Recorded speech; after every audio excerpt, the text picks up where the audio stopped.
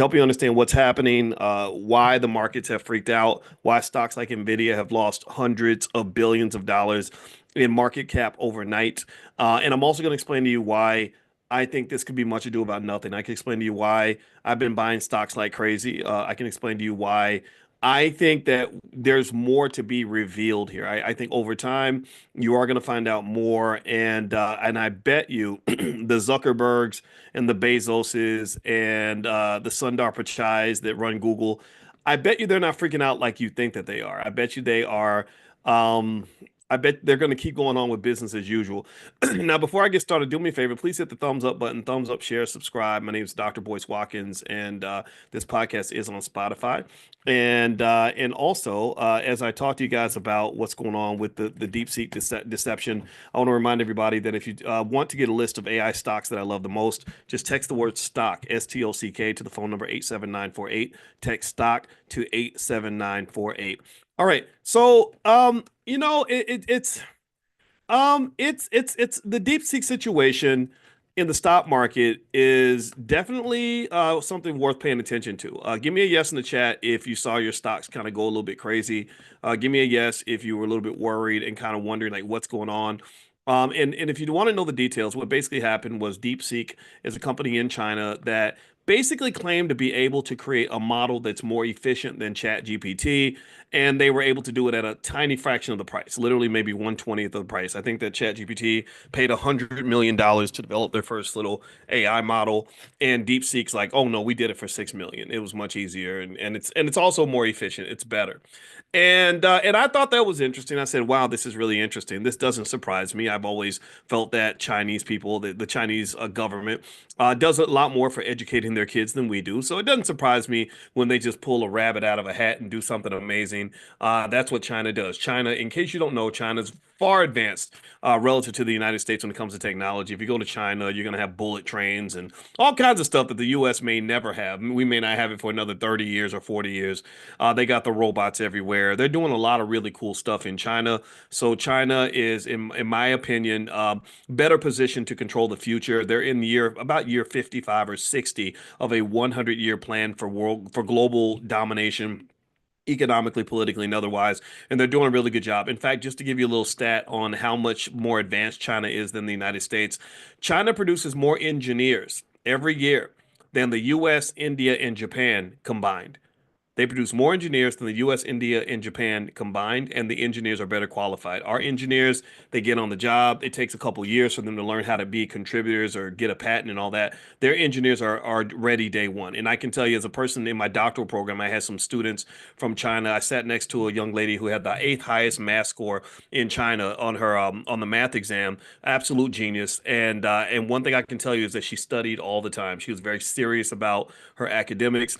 Honestly, I don't meet a lot of American students that are the same way. When I taught students in China, when I was on the faculty of Syracuse, I taught a class in China, and the Chinese students were just the best students I ever had because they were well behaved, they respected the professor, they listened to what we had to say, they wanted to succeed, they wanted to do well. Americans, unfortunately, I think that we're a little bit some of us can get a little bit spoiled, and I don't think that we are committed to actually being the kinds of people that we had to be to build this country into what it is right now. I just have to be honest with you about that. Now, so here's the thing. So DeepSeek comes along and they're like, "Hey, we made this model. It's better than OpenAI. All the metrics proved it." And then they're like, "Well, how much did it cost you?" They're like, "Oh, we only spent 6 million and we used inferior chips." Oh my God, that's a hell of a story. That's amazing. It rocked the financial markets.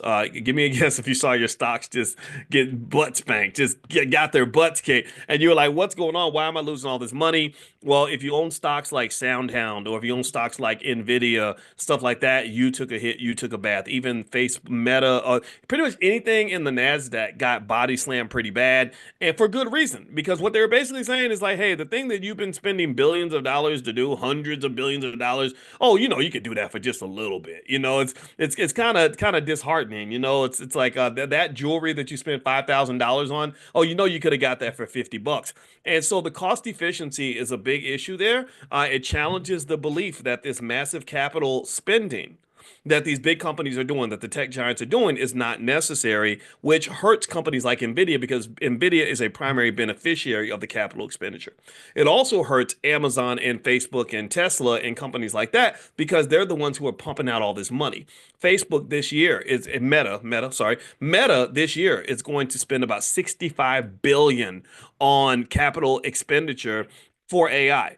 Microsoft is going to spend like 80.5 billion or 85 billion or something ridiculous like that on capital expenditure on AI this year. They're all headed full throttle in this AI race, and people are wondering like, how's that going to play out? So are you just dumping money out into the street? Because if that's the case, then your stock price is going to drop because of that. So it's a major market disruption for tech stocks. It also impacts even the energy sector because one of the types of stocks I made. Remember, you guys? I don't know if you remember. If you come to our morning millionaire training camp that we do every day, which is free by the way. I'll tell you how you can join if you want to join for free. If you like economic stuff, if you like wealth from a black perspective, I am a black man first.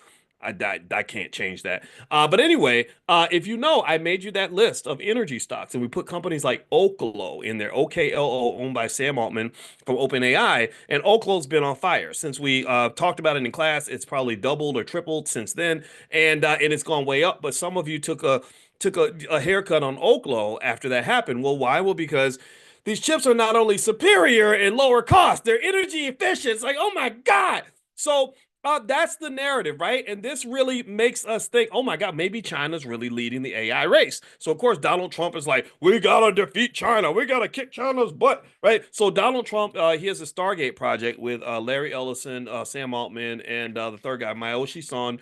And that's what they were going to do. And now they're probably more determined to pursue Stargate because they feel that there's now a new space race, except it's an AI type of space race. And that's really what's been happening. Now, here's the deal.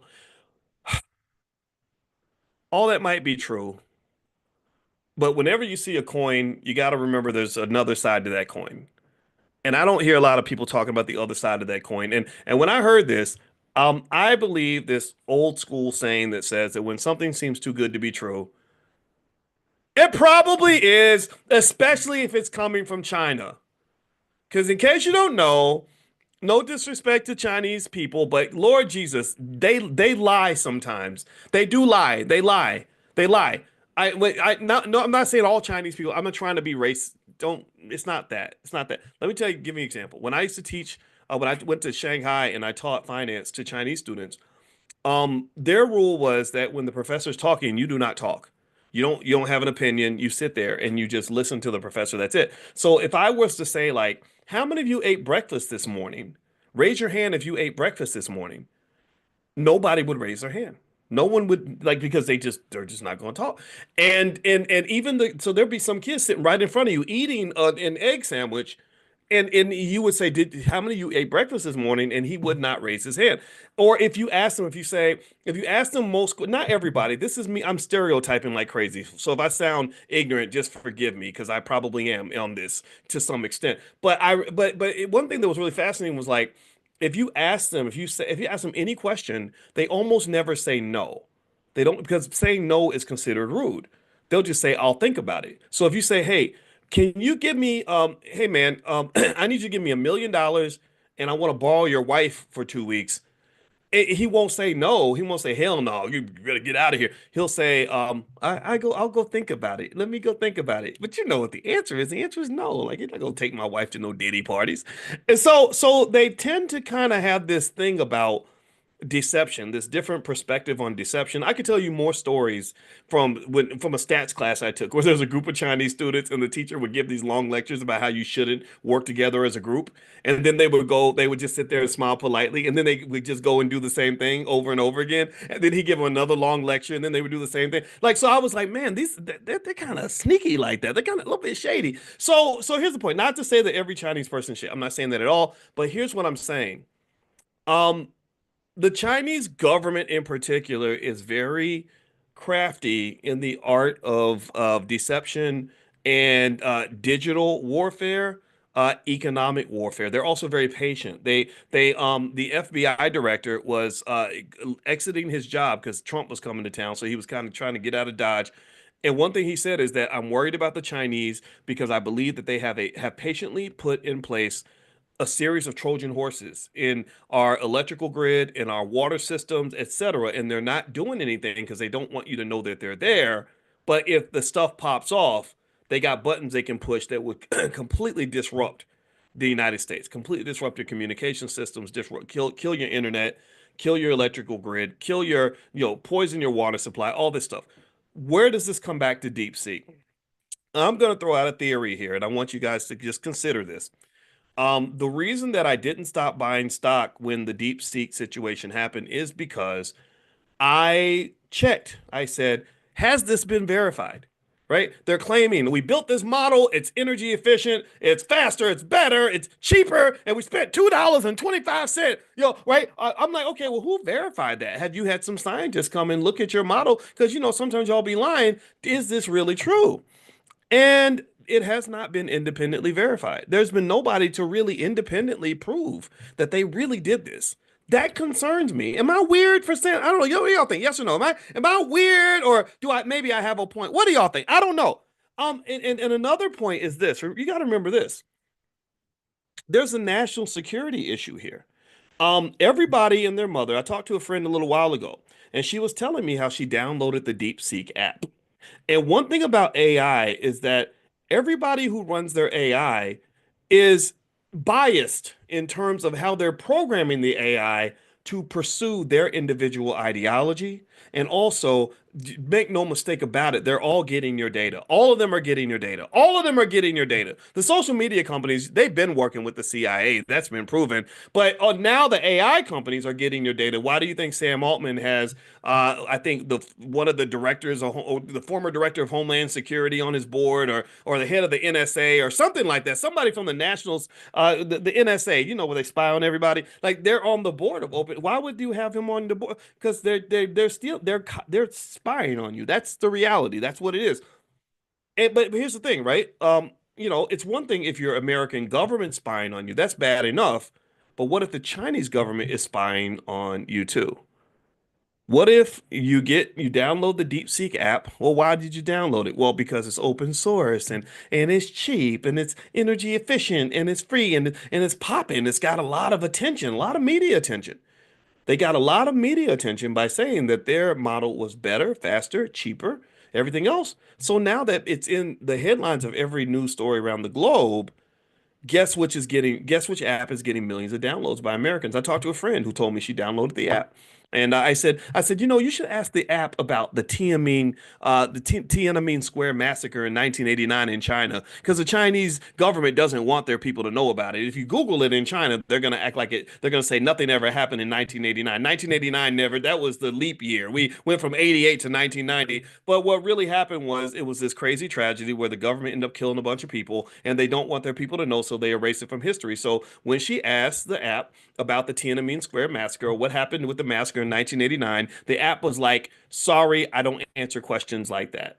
I don't know. I give friendly answers to friendly topics." So my point is to say that I wouldn't be surprised if the DeepSeek situation was backed by the Chinese government in a way where they said, we're going to give you a bunch of money to make this thing, but we're going to pretend like it was cheap. We're going to pretend like you did it all by yourself, when really we know that the Chinese government invested, I think, something like $137 billion into AI last year. If they invested $137 billion into AI last year, why is your most prominent company making AI models for 6 million bucks? That don't even make no sense.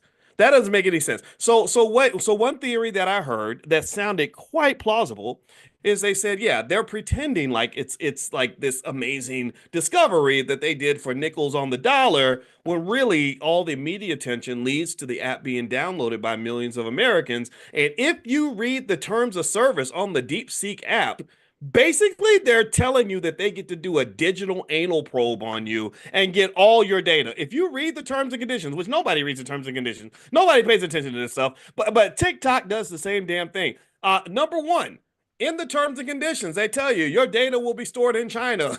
That's what their privacy policy says. That personal information and chat histories are all stored on servers located in the People's Republic of China. So all your data is going to China. Number two, they do a wide range of data collection, including device details, IP addresses, and even your keystroke patterns. This comprehensive data collection could be used for surveillance or malicious activities. Oh, also in their censorship and misinformation. So if they ever want a certain person to get into the White House or stay out of the White House, then they get to do that the same way some people believe that they were doing with TikTok. So my point is to say that from an investment standpoint, I went ahead and just kept investing in my AI stocks. I did. I did. I said, Lord, thank you, Jesus, for blessing me with a day where I can go buy Oklo stock for 20% less than I had to pay yesterday.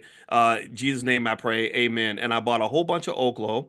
I bought a whole bunch of I bought some Broadcom. I think I didn't buy Nvidia. I feel like Nvidia could be a little bit overpriced. But I bought but some of the stocks that are in the AI space and the energy space. I added those in there. There's a company called SMR. SMR stands for, I think it stands for small modular reactors. Those are those tiny nuclear power plants that they're building to fuel AI. I bought some of that too. Everything was on sale. Everything was cheap.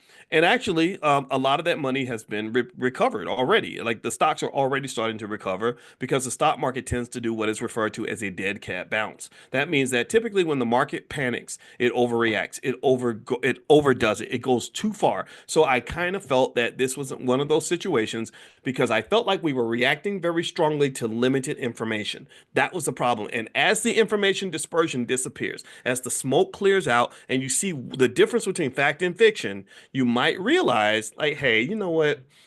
It's okay. The Chinese didn't suddenly leapfrog all the smartest American companies with some tiny company that's making AI models for $6 million. I think that it does mean that that this company could be a competitor, but you know what? Google's still going to be boss or something. Amazon still, they still know what the hell they're doing. Meta still a big behemoth and a badass. Microsoft is still, they gonna still keep on Microsofting. So these strong American companies, in my opinion, did not get hoodwinked and bamboozled by what happened with DeepSeek. I believe that they're gonna still be strong. They're still gonna be fine. And I believe that there are some really good bargains right now in the AI space. Now, is Nvidia one of them? I don't know, but I do own Nvidia, but the price is 106. I probably bought it when it was like $9, relatively speaking, split adjusted about $9. I don't need more Nvidia because I feel like it could be overpriced. But the other ones, yeah, I piled those into my grocery cart like I was in a blue light special. If you're old enough, you remember what a blue light special was. If you don't, then just it's okay. It was really a wonderful time. It was back when America was great again. Anyway, do me a favor, hit the thumbs up button, thumbs up, share, subscribe. Two things. One, this podcast is on Spotify, so if you look up my name, look up Dr. Boyce Daily on Spotify. You can listen to me on Spotify if that's of interest to you.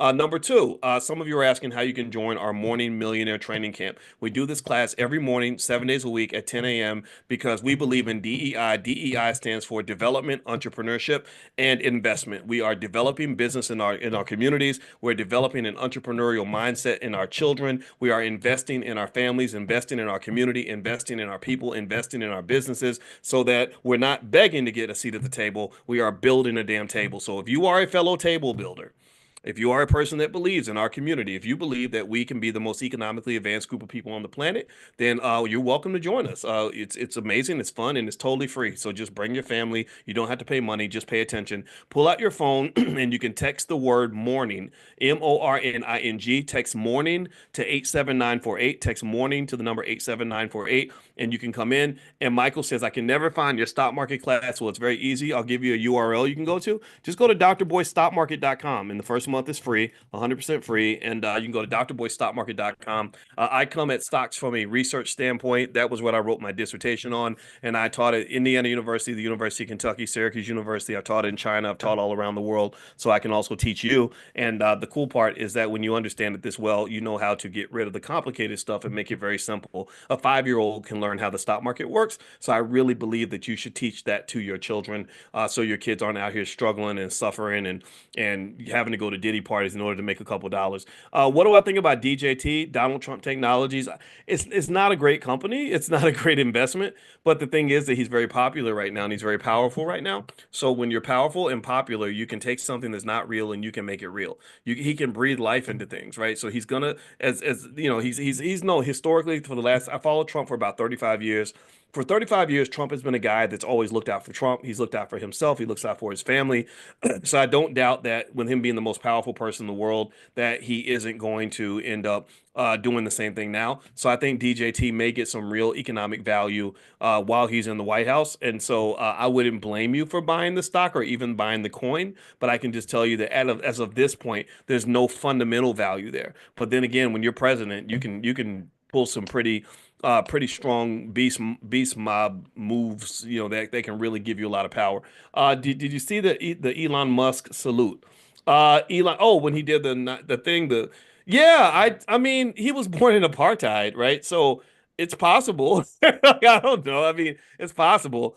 My position is I'm like Malcolm X. Malcolm X never spent much time looking for integration because he assumed that white people don't love black people as much as we're supposed to love ourselves. It's self-love that matters. So Malcolm didn't spend time worried about whether or not white men liked him or not. So if you come to me and you say, I heard Elon Musk doesn't like black people, I say, well, maybe some of us don't like him. So that's okay. I don't consider that. I don't care. I really don't care. I can speak to Tesla on Tesla objectively and say, I think that they've done some amazing work. I think that the Starship stuff that he's doing, whatever they call SpaceX, I think that's going to be a massive, massive economic move for him.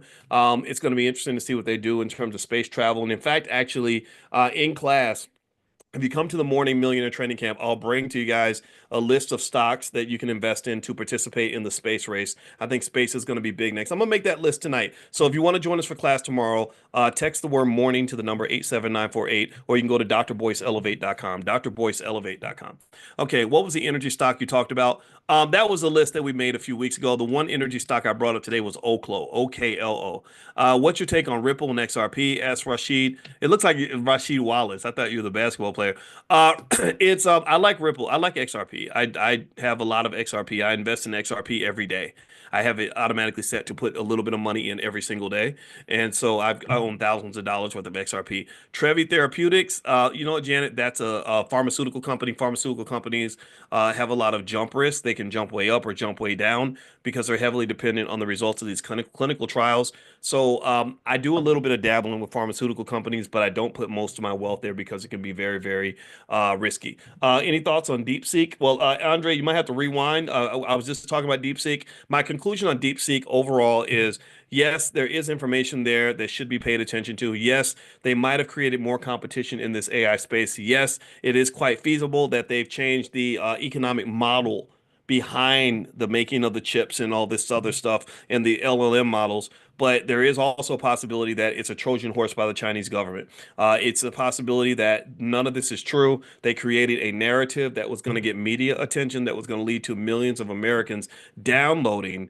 an LLM model or an AI model that allows them to get the data of millions and millions of people. If you read the terms and service of DeepSeek, go take a look at it. You will find that they're basically saying your data will be stored in China. They're also saying that we're going to go through everything in your phone, all your chats, your keystrokes, everything else. And also, they tend to share information that fits their narrative of the world, which could be very problematic. So, I think a lot of these countries really do, honestly, is I believe that they are trying to take out the United States from the inside out. They can't go directly at the U.S., but the U.S. is a very open and porous country. Because we have these liberties and freedoms, we kind of let anybody come in and do whatever they want. And if you go to China, if you try to go to China and do the same things you could do in the US, you will fail. If you go to China and you try to look for Facebook, you won't be able to download it because they don't allow it in the country. You try to look for Google, you can't download it because they don't allow it in the country. You try to get an Uber, no, they say we don't have Uber here, we have Didi Cha-ching. So basically what they do is they are really guarded. They block. Or you then don't be an illegal immigrant in China. You go to China illegally, you'll end up in prison for a very long time. Whereas the United States is kind of open in that way. And I think that makes other countries kind of look at us and say, oh, we can easily conquer this country because they're so committed to allowing all of these individual liberties to the extreme that they're not thinking about national security. I don't know if that's going to work. I'm just going to tell you the truth. I don't know if that's going to work. But anyway, that's enough of that. All right, so what I'm going to do is get out of here and yeah, why do we have done everything that is new without verifying anything? Right. Yeah, I think Teresa, I think verifying things is important. And one big thing about DeepSeek that stood out to me, and I did research on this to try to find out, is nobody's verified this. I'm like, well, who went over there and really looked at what they were doing to find out if this was true? Are we just taking their word for it? Well, they just lie a lot. Let me tell you another lie that they did in China. This damn near destroyed their economy. There was a company. I don't know if anybody's heard of a company called Evergreen. There's a big company called Evergreen that does real estate, and they kept borrowing all this money, and they claimed to be making all these profits on these real estate deals, but they weren't making money on these real estate deals. But they were going hundreds of billions of dollars in debt. Well, there was a hedge fund manager who went over there from the United States. He went over there. He said, I want to look at the communities that they claim to be building. So he went to these cities. He said, I found entire cities that were completely empty. He said they were building all this capacity. The Chinese tend to do that. They tend to create overcapacity and stuff and flood the market. They built entire cities with nobody living there. He said, oh, this is going to crash. This house of cards is going to fall. So that's what led him to short sell that company because they were just lying. They were lying. So I think in this case, there's a good probability that they're lying. Until somebody verifies it, I won't believe it. And don't be surprised. Mark my words. I want y'all to get ready now. Be prepared for me to come back here and give a big fat I told you so when it's revealed that this was not what everybody thought it was. Just be ready for that. Be ready for that. And if I'm wrong, then I'm going to humbly apologize and I'm going to eat my hat. But if I'm right, then I'm going to let y'all know that I'm right because I think there's something to this. But anyway, I'm not going to brag. I'm being silly. All right, guys. So anyway, have a good night. Thank you so much for listening. It was real. By the way, if you go to drboycebooks.com, we actually have my book is there, The 10 Commandments of Black Economic Power. We have financial flashcards and workbooks just for our children. So if you want to take a look at our financial workbooks and financial flashcards for kids, they're there. Also, we have Dr. Claude Anderson's books. He has a really good book that a lot of people don't talk about as much as Powernomics, and it's called Black Labor, White Wealth. Black Labor, White Wealth gives you an excellent breakdown of reparations and why we are owed and tells you exactly how they took your money and the type of history we need to know. If you want to know my philosophy is that we don't have to ask anybody to do anything for us.